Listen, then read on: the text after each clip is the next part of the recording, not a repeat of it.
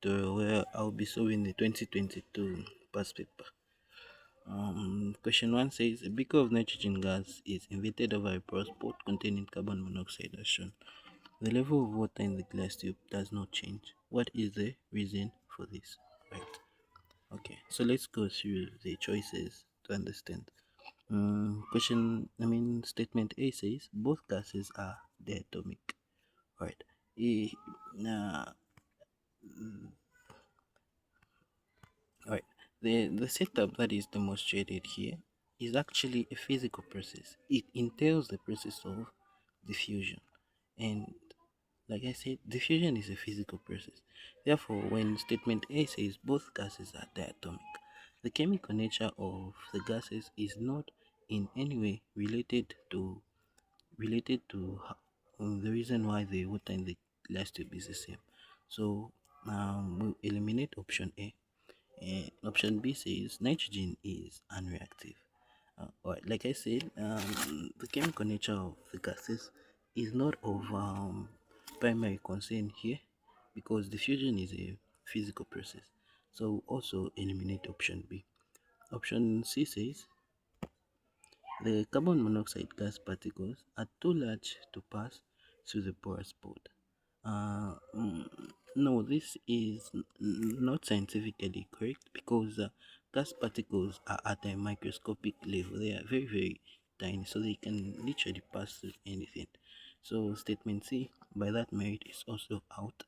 And statement D says the two gases have the same relative molecular mass. And yes, this is true because if we calculate the relative molecular mass of this first gas, which is carbon monoxide written as CO, the molecular mass of carbon from the periodic table is 14.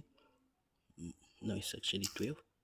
So the molecular mass of carbon is 12 and the molecular mass of oxygen is 16. So in total, the relative molecular mass of carbon monoxide is 28 grams per mole. And then if we compare it to nitrogen, which is written as N2, the molecular mass of nitrogen from the periodic table is 14. Since there are two, we'll have 28 in total.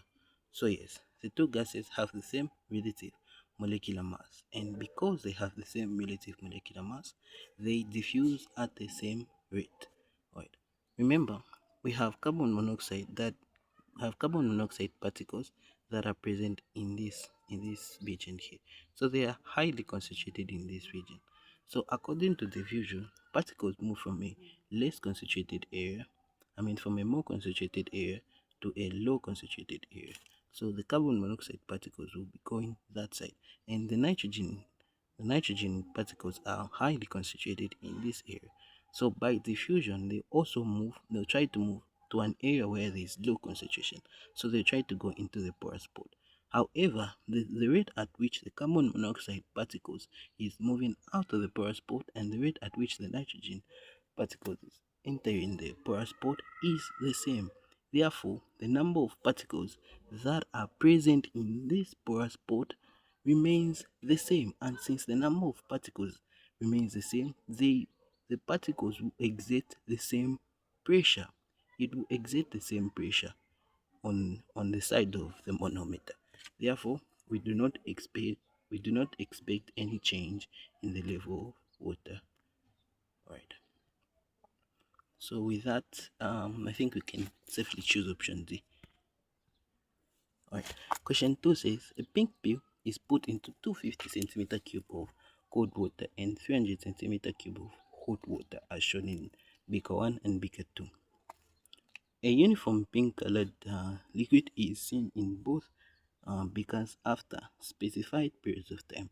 Which of the following could be correct periods and explanations for the observation? Alright.